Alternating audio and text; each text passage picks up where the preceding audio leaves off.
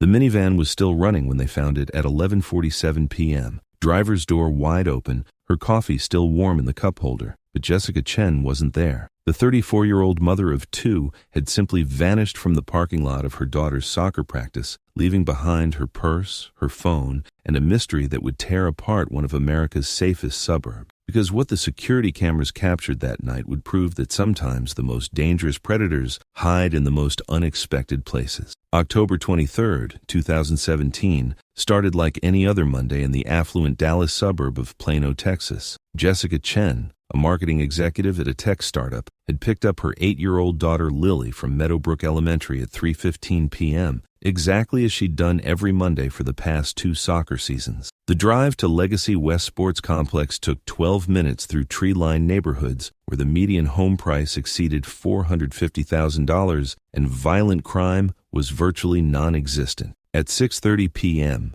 Jessica stood on the sidelines with other parents watching Lily's team, the Purple Lightning, run drills under the bright LED field lights. She wore her usual Monday outfit, black yoga pants, a gray hoodie from her husband David's university, and the white Nike sneakers she'd bought specifically for soccer games. Her dark hair was pulled back in a ponytail, and she carried the same oversized leather purse that held her life. Wallet, phone, work laptop, Lily's inhaler, snacks, and the romance novel she'd been trying to finish for 3 weeks. Practice ended at 8:15 p.m. Jessica helped Lily gather her cleats and water bottle, exchanging brief conversations with other parents about upcoming tournaments and Halloween costume plans. Security footage from the sports complex shows Jessica and Lily walking to their white Honda Pilot at 8:23 p.m., Lily skipping ahead while Jessica checked her phone. The timestamp on the parking lot camera reads 8:25 p.m. when Jessica's brake lights illuminate as she starts the engine. What happened in the next 17 minutes would baffle investigators for 3 years and shatter the illusion of safety that Plano's families had built their lives around. At 8:42 p.m., Jessica's minivan appeared on traffic cameras heading south on Preston Road,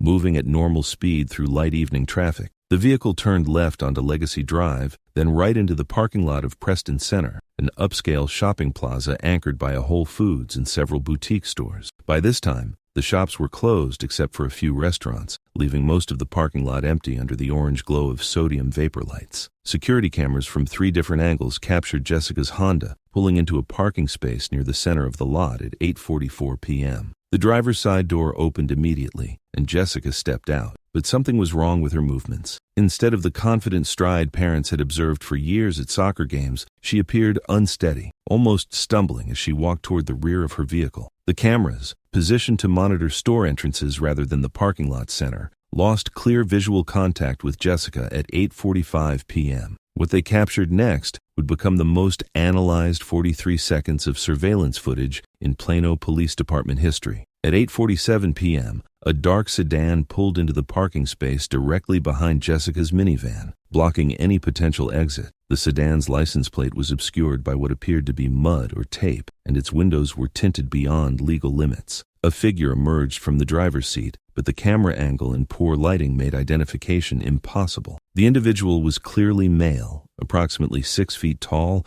wearing dark clothing and a baseball cap pulled low over his face. For the next 38 seconds, the cameras captured shadows and movement around the vehicles, but no clear images of what was occurring. At 8:48 p.m., the dark sedan reversed out of the parking space and drove away, heading north toward the Preston Road exit. Jessica's Honda remained parked with its engine running and driver's door open. Lily Chen, waiting in the passenger seat throughout this encounter, would later tell investigators that she'd fallen asleep during the drive from soccer practice and didn't wake up until police officers were asking her questions. The 8-year-old remembered nothing unusual about the evening, except that her mother had seemed quieter than usual after practice. The 911 call came from Maria Santos, a night manager at one of the plaza's restaurants, who noticed the abandoned minivan while taking out trash at 11:35 p.m. She approached the vehicle cautiously, finding it exactly as the security cameras had captured. Engine running, driver's door open, interior lights on, and no sign of the driver. Lily was awake by then, crying and asking where her mommy had gone. Plano police officer Rachel Martinez arrived on scene at 11:43 p.m., followed by Detective Tom Bradley 4 minutes later. Bradley, a 15-year veteran with the department, immediately recognized the seriousness of the situation. Young mothers didn't abandon their children in parking lots, especially not in communities where the biggest crime concerns usually involved bicycle thefts and noise complaints from college parties. The initial search of the parking lot revealed Jessica's cell phone on the driver's seat, her purse with wallet and credit cards intact on the floor, and her still warm Starbucks coffee in the cup holder. Her work laptop remained in its bag on the rear seat, and Lily's soccer equipment was exactly where they'd placed it after practice. Nothing appeared to have been stolen, ruling out robbery as a motive. Crime scene technicians arrived at 12:30 a.m., processing the Honda and surrounding area for evidence. They found no signs of struggle inside the vehicle, no blood, no torn fabric, nothing to indicate violence had occurred within the minivan itself. However, they discovered something that would prove crucial to the investigation 3 years later. A single drop of saliva on the driver's side door handle, so small it was nearly invisible. Detective Bradley's initial theory focused on domestic trouble. Statistics showed that women were most likely to be harmed by intimate partners, and the absence of signs pointing to random crime suggested someone Jessica knew was responsible. David Chen, Jessica's husband of 12 years, became the immediate focus of investigation. David worked as a software engineer for a telecommunications company in Richardson, approximately 20 miles from the crime scene. His alibi for Monday evening appeared solid. Colleagues confirmed he'd attended a project meeting that ran until 9:15 p.m., and security cameras at his office building showed him leaving at 9:22 p.m. The timeline made it virtually impossible for David to have been in the Preston Center parking lot at 8:47 p.m.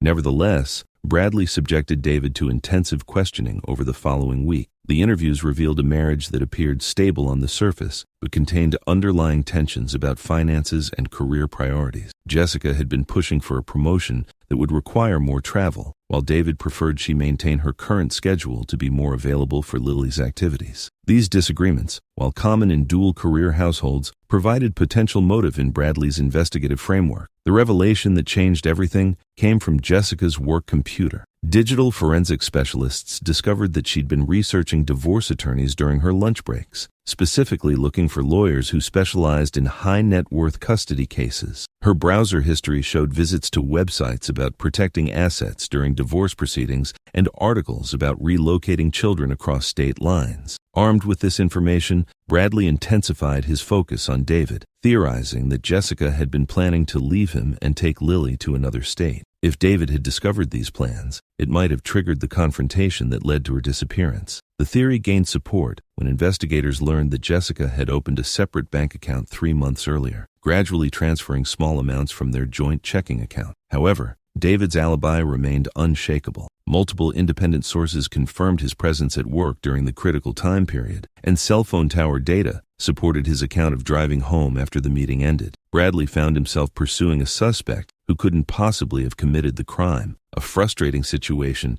that would define the investigation's early months. The search for Jessica expanded beyond Plano's borders as days turned into weeks without any leads. Texas Rangers joined the investigation, bringing additional resources and expertise in missing persons cases. They organized systematic searches of rural areas around Dallas, focusing on locations where a body might be concealed. Hundreds of volunteers from Jessica's neighborhood, Lily's school, and David's workplace participated in these efforts, combing through wooded areas, abandoned buildings, and construction sites. The media attention began modestly with local news coverage, but escalated when national outlets picked up the story. Soccer Mom Vanishes from Safe Suburb became a compelling narrative that resonated with parents across the country who saw their own lives reflected in Jessica's story. Cable news networks featured the case during their evening programming, often using it as a jumping-off point for discussions about suburban safety and parenting fear. Jessica's disappearance occurred during the early days of the Me Too movement, and some media coverage connected her case to broader conversations about violence against women. Social media campaigns using hashtag #FindJessicaChen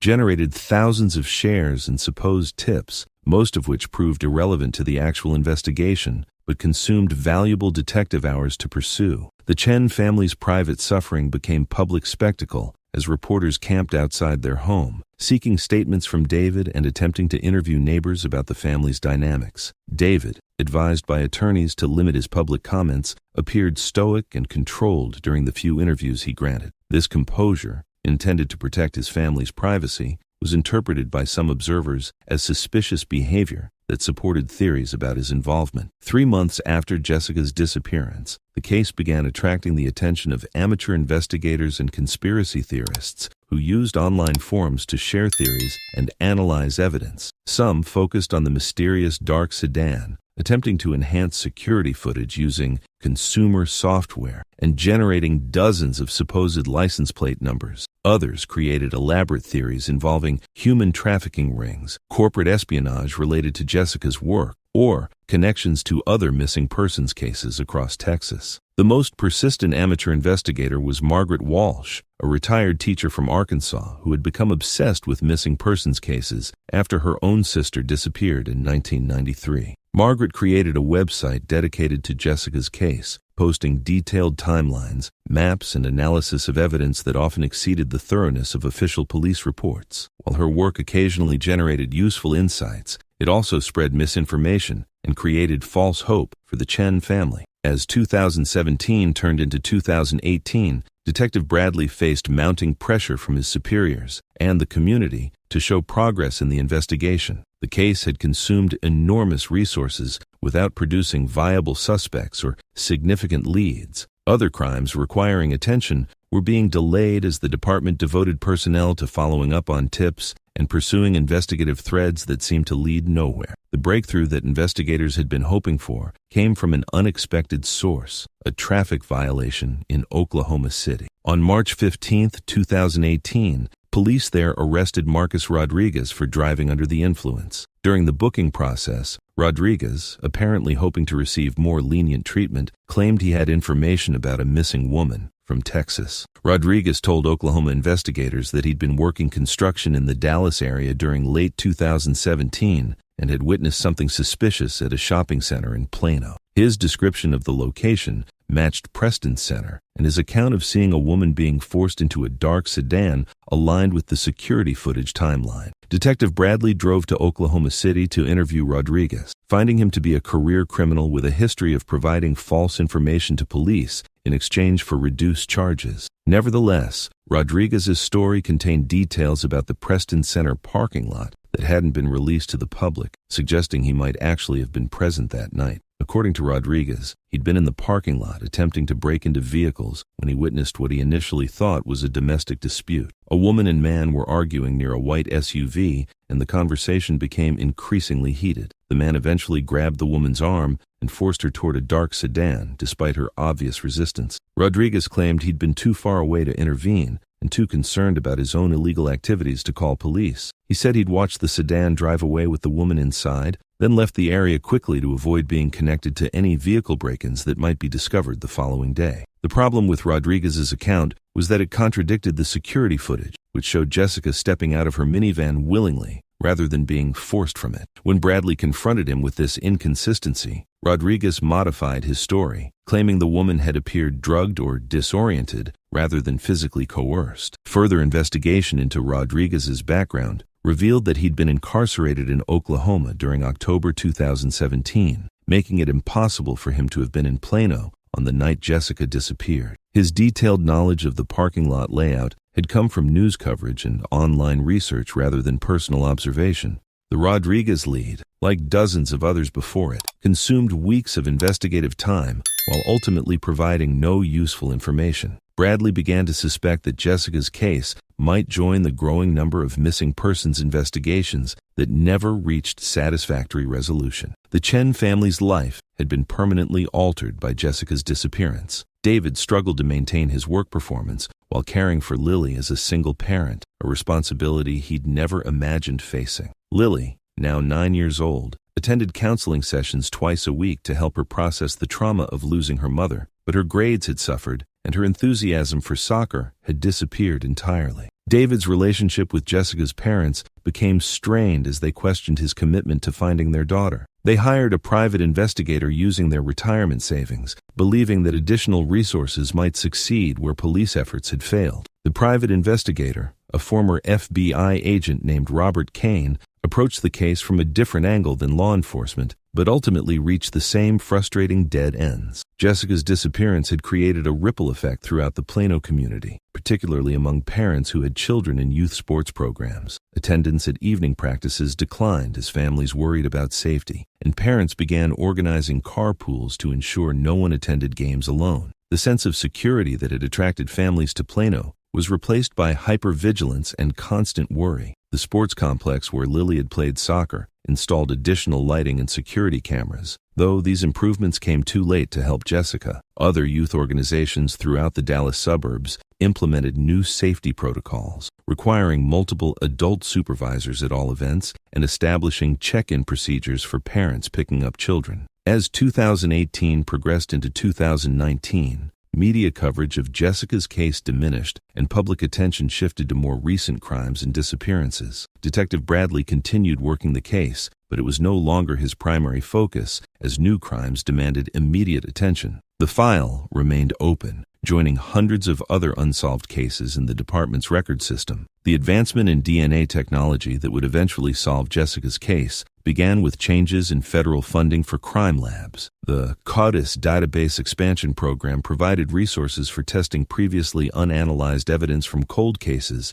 including trace samples that had been too small or degraded for older testing methods. In March 2020, the single drop of saliva collected from Jessica's door handle 3 years earlier was submitted for enhanced DNA analysis. The sample had been preserved properly, but previous testing attempts had failed to produce a complete genetic profile due to the minimal amount of biological material available. Dr. Sarah Kim, the forensic DNA analyst assigned to Jessica's case, used new amplification techniques that could extract genetic information from increasingly smaller samples. The process required 6 weeks of careful laboratory work, but eventually produced a partial DNA profile containing enough genetic markers to search against criminal databases. The CODIS search results arrived in Detective Bradley's email on May 8, 2020, during the height of COVID-19 lockdowns that had reduced most police activities to essential functions only. The DNA profile matched a sample from Michael Torres, a 34-year-old man who had been arrested for domestic violence in Arizona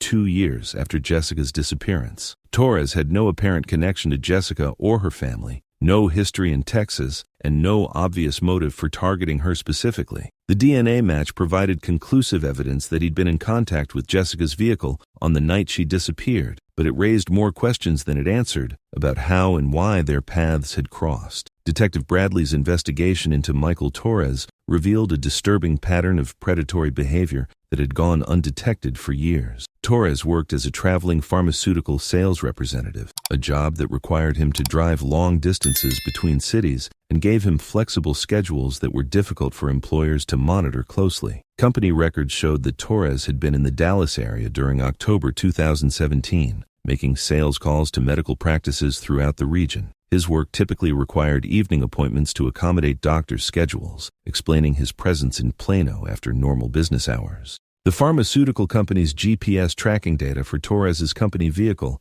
provided the crucial evidence linking him definitively to Jessica's disappearance. The record showed his car traveling from a medical office in Frisco to Preston Center at 8:38 p.m. on October 23, 2017, arriving exactly when security cameras captured the dark sedan entering the parking lot. Further analysis of Torres's travel patterns revealed that he'd been present in 3 other cities where women had disappeared under similar circumstances over the previous 5 years. The pattern suggested a serial predator who used his legitimate business travel to select and attack victims in communities where he had no known connections. Torres's method appeared to involve identifying potential victims during his routine sales activities, often targeting women he encountered in medical office parking lots or shopping centers near healthcare facilities. His professional appearance and medical industry credentials provided a facade of respectability that allowed him to approach women without triggering immediate alarm. The investigation into Torres's background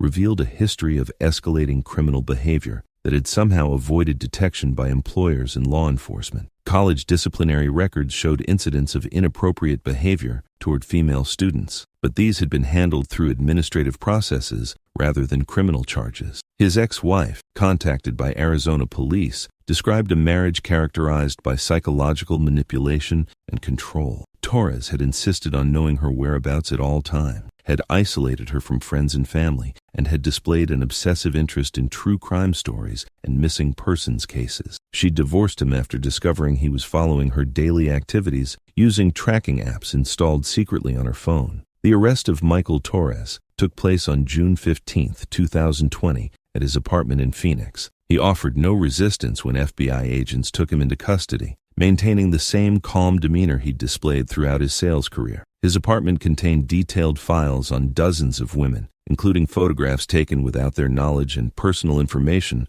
obtained through various means. Among Torres's possessions, investigators found a journal describing his activities in clinical, detached language that revealed his view of the attacks as experiments rather than crimes. His entries about Jessica described following her from the soccer complex to Preston Center, where he'd approached her, claiming to be a physician who needed assistance with a medical emergency in the shopping plaza. According to Torres's journal, Jessica had willingly accompanied him toward what she believed was someone requiring medical help, a response consistent with her nursing background and natural inclination to assist others. He'd used a syringe filled with veterinary sedative to incapacitate her, then transported her to a remote location where he'd held her for several days before killing her. The journal entries provided investigators with the location where Torres had buried Jessica's remains, a construction site in rural Collin County where new housing developments were being built. The area had been extensively developed since 2017, making recovery of physical evidence unlikely, but ground-penetrating radar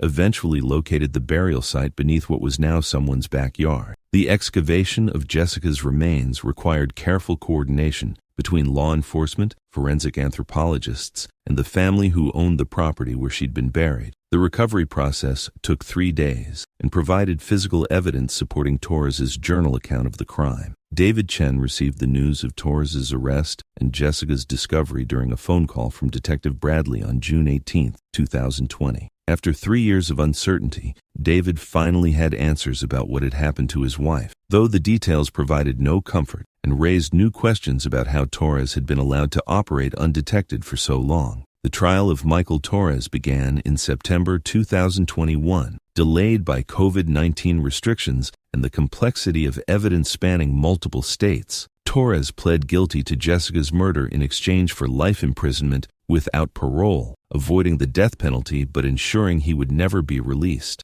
During the sentencing hearing, David Chen addressed Torres directly, describing the impact his crime had on their family and the community. Lily, now 14, chose not to attend the proceedings, but submitted a written statement describing how her mother's disappearance had shaped her adolescence and her ongoing struggles with trust and security. The case's resolution provided closure for the Chen family, but raised broader questions about systemic failures that had allowed Torres to remain undetected. His employers had conducted only basic background checks that missed his college disciplinary issues, and law enforcement agencies hadn't connected his presence in multiple cities where women had disappeared. Jessica Chen's murder demonstrated how effectively predators could exploit the infrastructure of modern life to select and attack victims far from their home bases. Torres's use of legitimate business travel to establish patterns of presence in different communities revealed vulnerabilities in systems designed to protect public safety. The changes implemented after Torres's conviction included enhanced information sharing between law enforcement agencies about suspected serial criminals, stricter background check requirements for positions involving travel to multiple jurisdictions, and improved protocols for investigating disappearances that occurred near commercial areas. For the families affected by Torres's crimes, these systemic improvements provided little consolation for losses that could never be recovered. Jessica Chen had been targeted randomly, becoming a victim not because of anything she'd done, but simply because she'd been in the wrong place when a predator was hunting. The soccer complex where Lily had played now bears a memorial garden dedicated to Jessica's memory, a reminder to the community that safety requires constant vigilance and that the monsters parents worry about sometimes hide behind the most ordinary appearances. If you found this case compelling, consider subscribing for more investigations into crimes that shattered communities and the dedicated officers who refused to give up until justice was served.